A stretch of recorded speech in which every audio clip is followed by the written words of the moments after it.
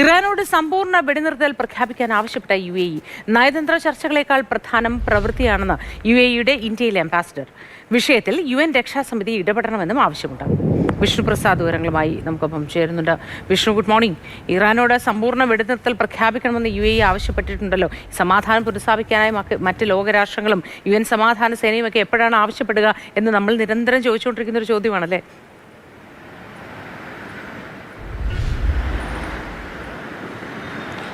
Moti, good morning. ഈ ഇറാൻ്റെ യുദ്ധവുമായി ബന്ധപ്പെട്ട് ഇറാൻ ഇസ്രായേൽ യുദ്ധവുമായി ബന്ധപ്പെട്ട് തങ്ങൾ നടത്തിയ ആക്രമണങ്ങൾക്ക് ഇറാൻ മിഡിൽ ഈസ്റ്റ് രാജ്യങ്ങളോട് ക്ഷമ ചോദിച്ചിരുന്നു. ഇതിന് പിന്നാലെയാണ് ഇപ്പോൾ UAEയുടെ ഒരു പ്രതികരണം ഉണ്ടായിട്ടുള്ളത്.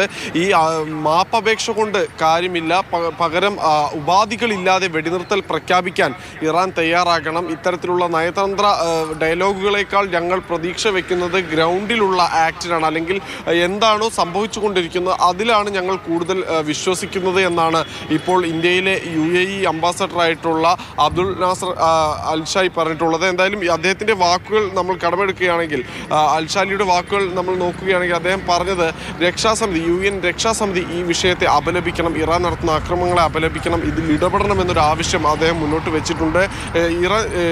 UAE തീർച്ചയായും വിശ്വസിക്കുന്നത് ഡിപ്ലോമസിയിലും അതോടൊപ്പം തന്നെ സമാധാനത്തിലുമാണ്. പക്ഷേ രാജ്യത്തിൻ്റെ പ്രതിരോധ പ്രവർത്തനങ്ങൾ, അതിൻ്റെ താല്പര്യങ്ങളെ പ്രതിരോധിക്കുന്നതിനും അതിൻ്റെ പരമാധികാരത്തെ പ്രതിരോധിച്ച് നിർത്തുന്നതിനും പ്രതിജ്ഞാബദ്ധമാണ് UAE എന്നുകൂടി അദ്ദേഹം കൂട്ടിച്ചേർക്കുന്നുമുണ്ട്. മോത്തി.